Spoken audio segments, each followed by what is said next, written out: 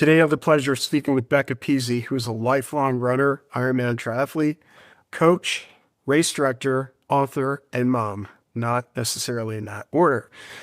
She is 44 years old, and among other things, she has accomplished this. And I hope you're sitting down because it's pretty amazing. She's the first American female to run the World Marathon Challenge, which is 7 marathons on 7 continents in 7 days, not once, but twice. First in 2016, and then again in 2018, entering the Guinness Book of World Records with her time of 6 days, that's days, 7 hours and 58 minutes. She has completed a marathon in all 50 states. She has finished the World Marathon Majors, which is comprised of Tokyo, Boston, London, Sydney, Berlin, Chicago, and New York, and has run 20 consecutive Boston marathons. She has raced the Ironman World Championships in Kailua Kona, Hawaii in 2023 and Nice, France Ironman World Championships in 2024. Oh, and not only raced the Antarctica Marathon, but has also race directed it as of a couple of weeks ago. So, Becca, you've been pounding the pavement since you were about 6 years old. Do you remember exactly why you first began running and what's kept you going all of these years? Yeah, so my dad took me my first race in my hometown of Belmont when I was 6 years old, and I crossed the finish line, and I loved that feeling. I thought it was so awesome to run through the seats that where I live, and it was really fun for me. Did you live in Belmont, Massachusetts? You grew up there. Um, did living there have anything to do with the journey, or does it help being outside of Boston? Yeah, we are 3 generations of Belmont. My family's 3 generations living in Belmont, so it was really awesome to have the whole community always asking what I'm up to, what am I doing, and following my journey. I had mentioned before that you've run the Boston Marathon 20 times, which is freaking incredible. What makes this race so special for you? The support, the crowd support is incredible. It's deafening. All 6 towns running from Hopkinton down to Boylston Street, passing the Sitco sign and having everybody cheering for you. It really is my favorite. It's the first marathon I ever ran, and I knew that I would be running many, many more.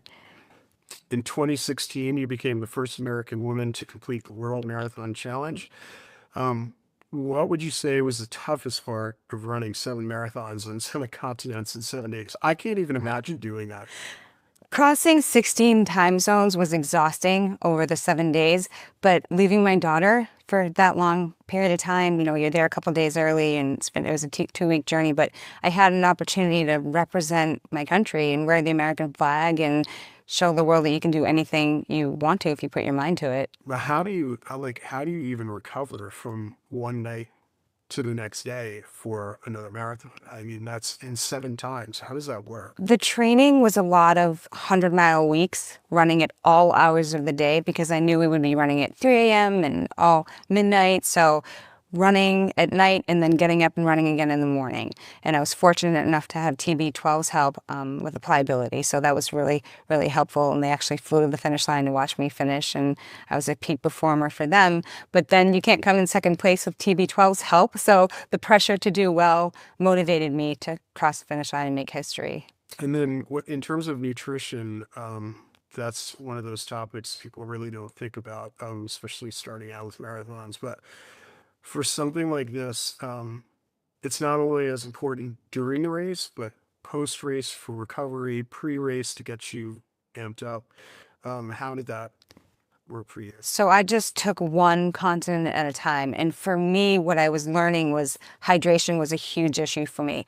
I couldn't keep the water down. I couldn't stay on top of that. So it's a desert in Antarctica. So I fell apart with my hydration, but I just recovered quickly and just tried to stay hydrated, and you eat what's available. So when you have 168 hours to finish, there's no going to Italian shops to get food. There's nothing really even offered, but you get what you can and eat it and drink it. Staying hydrated was really important. You repeated the World Marathon Challenge in 2018. How did the second time around compare to the first? kind of like a marathon. When I was running the first time, I said, okay, this is it. Lay it all out in the course. You're never going to do this again. And as you get closer to the finish and then you cross the finish line, you're like, how can I do that better? I really loved it. And at that point, TB12 reached out and said, hey, we can train you to run faster and stronger. And I said, what do you know about running? And they said, nothing, but we know everything about the human body. So I was lucky enough to work with Alex Guerrera, and he was so helpful. And I broke my time. So that was really helpful. That's amazing. You've run marathons in all 50 states. Which state surprised you the most? Definitely Las Vegas. We saw the Tarzans in the noon and Cher sang the national anthem. And again, it was a desert. So I was thirsty and double fisting the waters. And what better finish line than Las Vegas? We went to Cirque du Soleil's Oh, it was really fun to run with my family and friends there. My favorite one was Jackson Hole, Wyoming. It was the 50th one. The race had given me bid number 50, and I had 50 friends come to the finish line to cheer me on. It was a fairy tale ending. My dad and husband held the finish line tape, and my daughter ran through the finish line with me, and I had won the race. So that was definitely my favorite one. Tell us about your experience running I can't even see the Antarctica ice marathon. What it was as cold as it sounds. It was so cold. You're running a marathon on a glacier, which is ice. So you step off that plane and you can't think straight. You can't breathe. But you're like, I'm running a marathon, doing what I love in Antarctica. I feel really, really lucky. For me, I went to Montreal to train, where it was the coldest that I could get to. Ran 20 miles a couple times. And I just said to front desk, if I'm not back in 4 hours, come find me. You know, it's very intimidating, very, very scary, intimidating, but you just keep your guard up and you stay focused, and it's 4 laps to equal a marathon, and you just take 1 lap at a time, and eventually you cross the finish line. And when you cross that finish line in Antarctica, there's nothing like it because there's no place in the world like it. So I love it. I've done it 4 times. Do you wear special ice shoes or something? I wore my Newton running trail sneakers because trail sneakers, it's a lot like running on a beach where the sand is like soft. That's what the snow feels like. So you're kind of going nowhere fast. You feel like you're working really hard. You cross the finish line and you're exhausted because you just worked really, really hard to finish the marathon. And I would imagine that's just dead silent. Yeah, it's the wind. That's exactly what it is. And you just look for the distractions around the course, and it's beautiful. It's absolutely breathtaking, the mountains, and you can hear a pin drop. It really is awesome. Yeah. You coach former Boston Bruins captain Zdeno Chara for his first marathon, and you're continually coaching him. How did that partnership come about?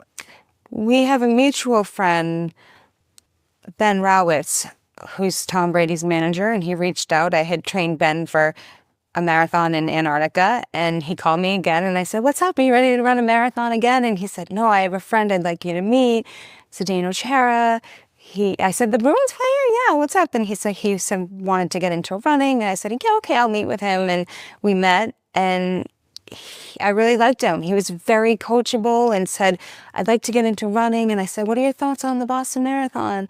And he said, yeah, do you think I could do it? I said, do you think you can do it? Because you have to believe that you can. And it's going to be 4 months of very hard work. And he said, I'll do anything that you say. And I thought that him being so coachable, despite being a professional athlete, was awesome. So we immediately reached out to Dave McGilvery, and Dave McGilvery secured him a number through our friends at Team Hoyt, and they were excited to have him on the team. He raised over $33,000, which is his number, and he was a great teammate, and it was really fun we called it the Zdeno Chara Parade, because the whole entire marathon, everybody was cheering for him and wearing his jerseys, and I thought that was really, really awesome. We crossed the finish line in Boylston Street, placed a medal around his neck, and it was a highlight of my running career. It was just really fun to be a part of his journey, and since then, he's done 5 world majors and 9 marathons and 2 Ironmans. It's been really awesome watching him succeed.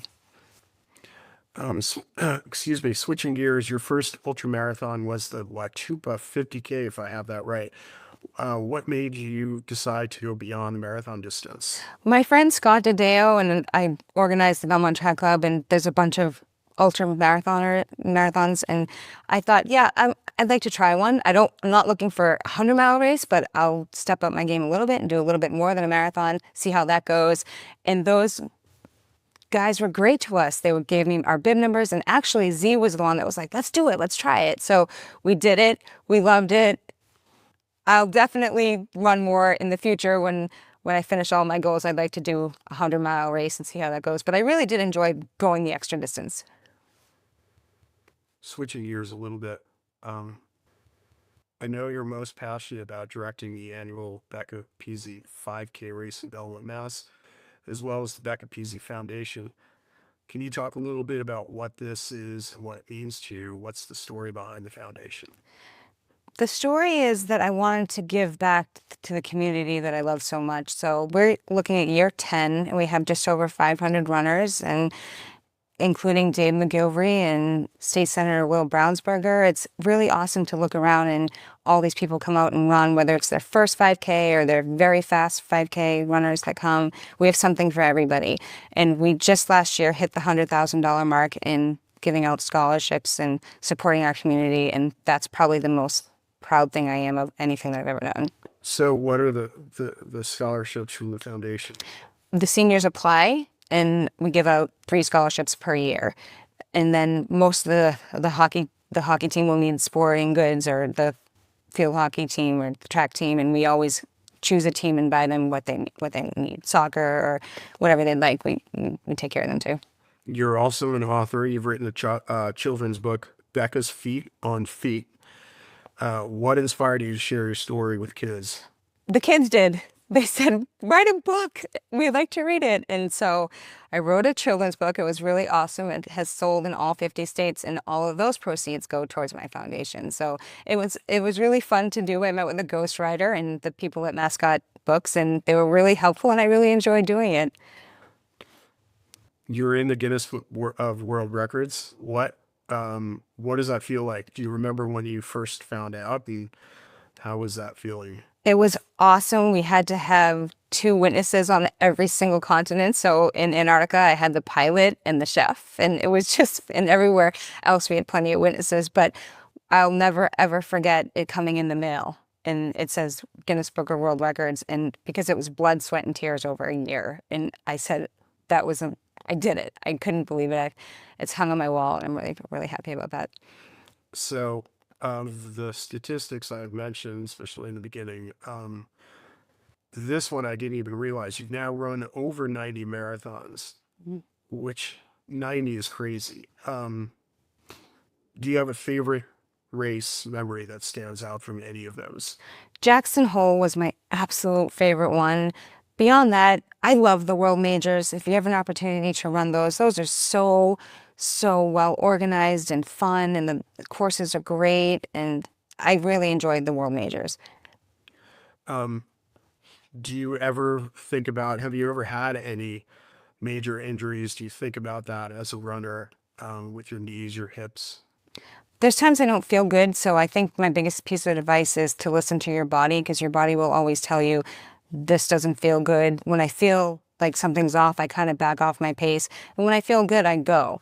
But I think listening to my body, I did tear my groin in the 6th marathon of the first 777, and I was able to fight through it. I had Tom Brady's refrain. I had read in the Boston Globe, we didn't come this far to just come this far. And there was no way I could give up on 6 marathons.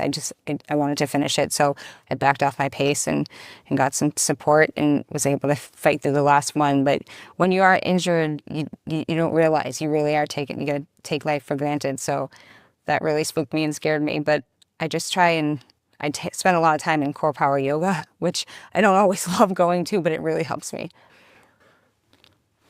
Are you, as a coach, still taking on new clients? No, I coach all 3 seasons at the high school, Belmont High School, indoor, outdoor track, and cross country. So it keeps me pretty busy. And then throughout the summer, I condition the boys and girls varsity soccer team. So I don't really take on runners, but if anybody ever is looking for advice or a training plan, I'd be happy to donate my time. And what's next on your running bucket list? I'm repeating the majors again because they're so much fun.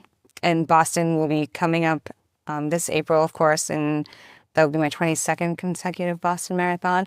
And I'm going to try and break 3 hours. And I've put in a lot of work over the last year to do that. And I'm heading to Napa Valley this March That's to run the marathon. So I had that wrong. I had 20 consecutive. So you're 21 now. Oh, either. I'm 22. Yeah, well, I've run 25. So, Total 25. yeah, because I wasn't able to run in college. So I was like, but they're not consecutive. So nobody will pay attention. All right, Becca. Well, thanks so much for coming in. I really appreciate you doing this. Yeah. And good luck with all the training. Keep doing what you're doing. Thanks for having me, Charlie.